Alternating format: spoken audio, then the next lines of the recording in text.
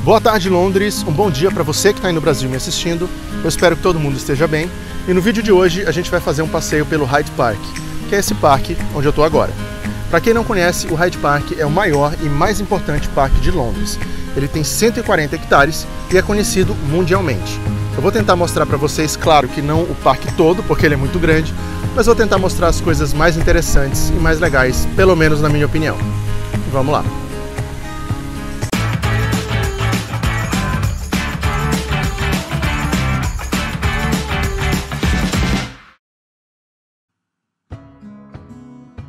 O Hyde Park fica localizado numa região muito central de Londres. Talvez por isso ele seja o parque mais visitado da cidade. O acesso a esse lugar é muito fácil de qualquer ponto de Londres através do metrô ou Tube, como eles chamam aqui. Você pode vir pela Piccadilly Line até Knightsbridge ou Hyde Park Corner, ou, se preferir, também pode utilizar a Central Line até Marble Arch, Lancaster Gate ou Queensway.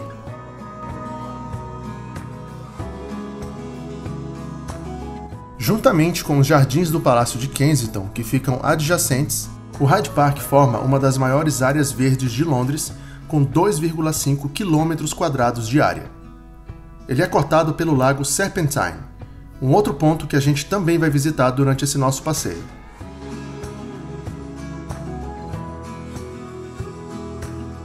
O Hyde Park é oficialmente reconhecido como um dos parques reais de Londres. Originalmente, a área onde ele se encontra hoje era propriedade dos monges da abadia de Westminster e foi adquirida em 1536 pelo rei inglês Henrique VIII, que costumava caçar na região acompanhado de membros da corte. O uso da palavra Hyde com Y vem de Height, que é uma unidade de medida que compreende em torno de 0,24 a 0,49 km², sendo esse o tamanho original do parque. Esse espaço era restrito à caça até o reinado do rei inglês James I, quando o parque passou a ter acesso limitado. Somente em 1637, sob o reinado do rei inglês Charles I, o público em geral teve a sua entrada permitida. Logo na chegada, a gente já consegue ver alguns monumentos espalhados pela entrada do parque, como o Hyde Park Screen, que é essa obra imensa com diversos arcos e várias colunas projetadas por Decimus Burton, um dos principais arquitetos e paisagistas ingleses do século XIX.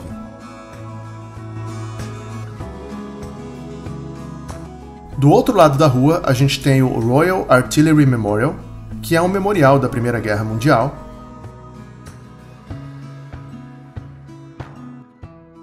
o Arco de Wellington, ou Wellington Arch, e a estátua do Duque de Wellington.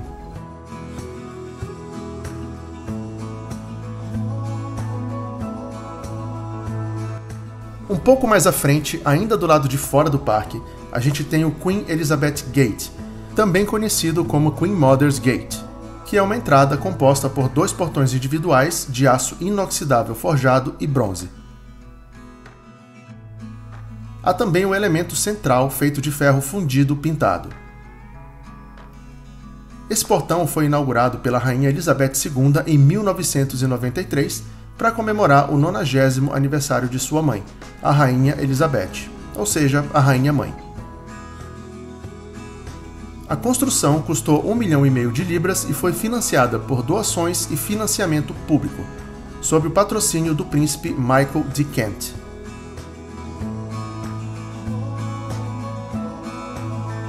À direita desse portão, a gente tem o Monumento de Wellington, que é uma estátua que representa Aquiles, erguida como um memorial a Arthur Wellesley, o primeiro Duque de Wellington, e suas vitórias na Guerra Peninsular e nos últimos estágios das Guerras Napoleônicas.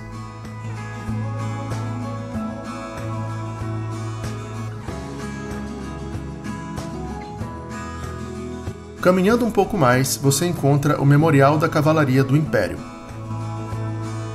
também conhecido como Cavalry of the Empire Memorial, que é um memorial de guerra que comemora o serviço dos regimentos de cavalaria na Primeira e Segunda Guerras Mundiais.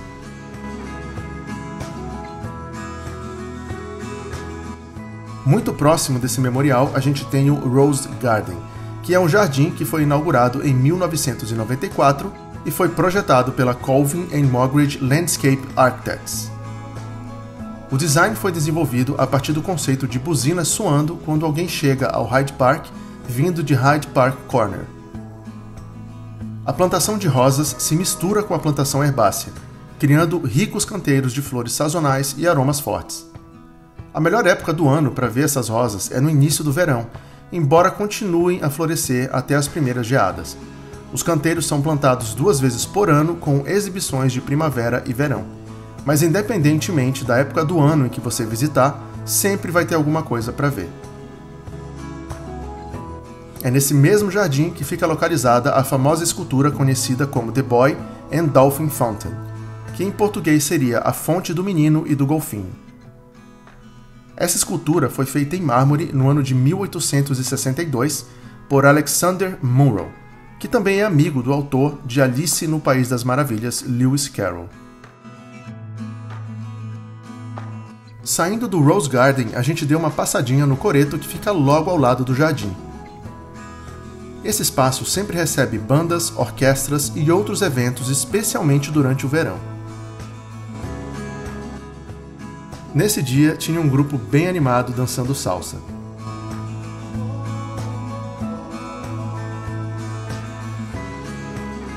Em seguida, a gente visitou o Memorial da Princesa Diana de Gales, que fica localizado no canto sudoeste do Hyde Park, ao sul do Lago Serpentine.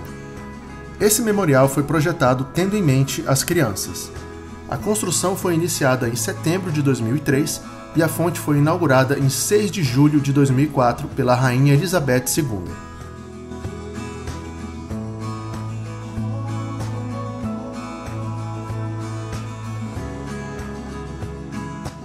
O Memorial da Princesa Diana fica localizado ao lado do Lago Serpentine. O Serpentine Lido, também conhecido como The Serpentine, é um lago recreativo de 40 acres, ou 16 hectares, criado em 1730 a mando da Rainha Caroline. Embora seja comum referir-se ao lago todo como Serpentine, o nome refere-se apenas à metade leste do lago. A Serpentine Bridge, que marca a fronteira entre Hyde Park e Kensington Gardens, também marca a fronteira oeste do Serpentine. A longa e estreita metade oeste do lago é conhecida como Long Water. O Serpentine leva esse nome por causa de sua forma, semelhante a uma cobra, embora tenha apenas uma curva. E se você não se contentar só em olhar, você pode alugar um pedalinho e dar uma volta pelo lago. É um passeio bem bacana.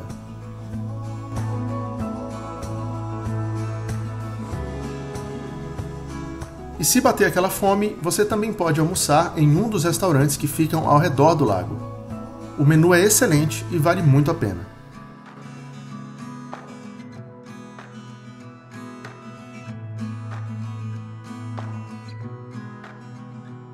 A nossa próxima parada foi na Rotten Row, que é uma pista larga que percorre 1.384 metros ao longo do lado sul do parque. Ela vai de Hyde Park Corner até Serpentine Road. Durante os séculos 18 e 19, a Rotten Row era um lugar elegante para os londrinos da classe alta serem vistos andando a cavalo. Hoje, esse espaço é mantido como um local para passeios a cavalo, apesar de ser pouco utilizado para isso.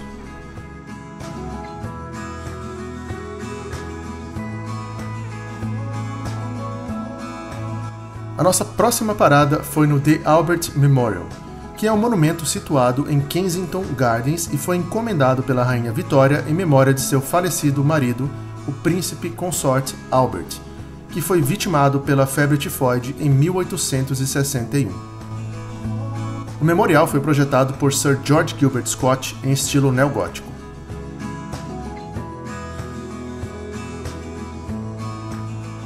Caminhando mais um pouco, a gente encontrou o Palácio de Kensington. Esse palácio é uma residência real situada em Kensington Gardens e tem sido utilizado pela família real britânica desde o século XVII. É a residência oficial do príncipe e da princesa de Gales, da princesa Eugenie e seu marido Jack Brooksbank, do duque e da duquesa de Gloucester, do duque e da duquesa de Kent e do príncipe e da princesa Michael de Kent. Atualmente, os salões de estado estão abertos ao público e são administrados pela organização de caridade Historic Royal Palaces, uma organização sem fins lucrativos que não recebe fundos públicos. Bem em frente ao palácio existe esse lago incrível que fica cheio de gansos, cisnes e outras aves durante todas as épocas do ano.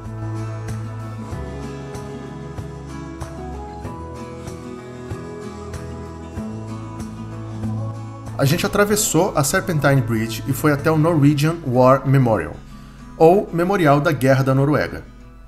Essa pedra foi erguida pela Marinha Real Norueguesa e pela Frota Mercante Norueguesa no ano de 1978. Nela está escrito: "Agradecemos ao povo britânico pela amizade e hospitalidade. Vocês nos deram um porto seguro na nossa luta comum pela liberdade e pela paz."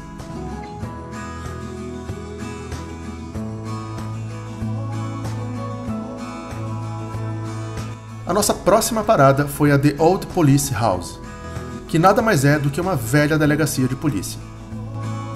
A estrutura é instantaneamente reconhecida pelos visitantes do parque. Ela foi construída na década de 70 e continua em funcionamento até hoje. Às vezes, ela é descrita como o coração pulsante do Hyde Park.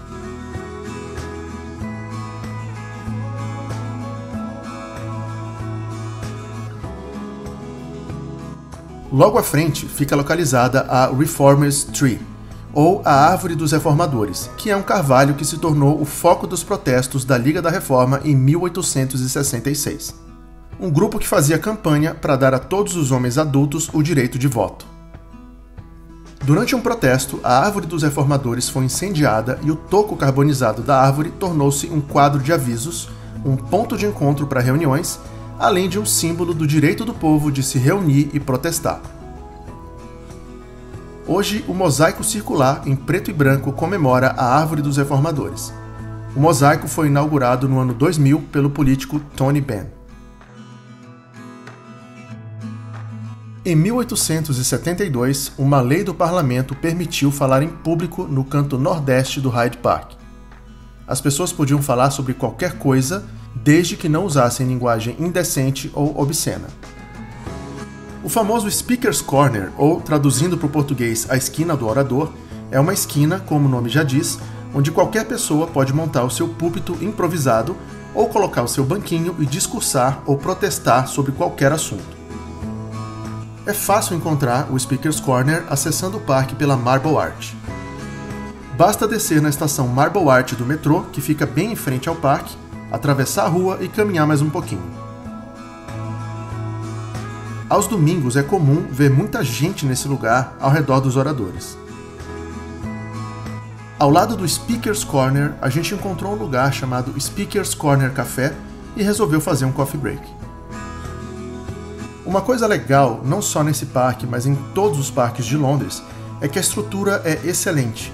O que a gente percebe de cara é que a comida é muito boa e o cardápio é bem variado. Aqui você vai encontrar desde restaurantes e cafés, até carrinhos de sorvete e quiosques espalhados por todo o parque. Seguimos então para o Italian Gardens, a nossa última parada desse passeio. No caminho, passamos pelo Henry Moore Arch. O arco é uma grande escultura romana em travertino feita pelo artista britânico Henry Moore. Esse monumento, juntamente com as formas quase abstratas, resumem a rejeição de Moore ao naturalismo clássico. Chegamos então ao Italian Gardens. Criado na década de 60, ele é um jardim aquático ornamental localizado no lado norte do parque, perto de Lancaster Gate.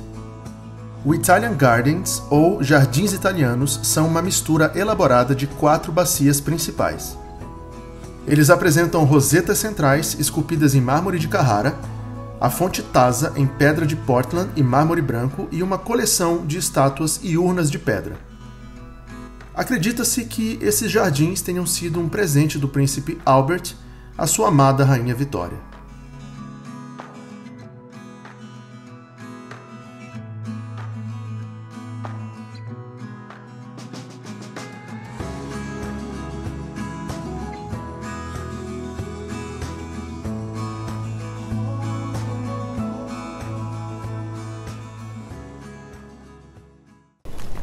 Bom, pessoal, esse foi o nosso vídeo de hoje. Eu espero que vocês tenham gostado desse passeio.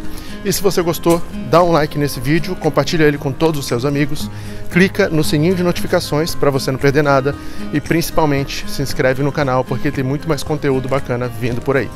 Valeu e até a próxima!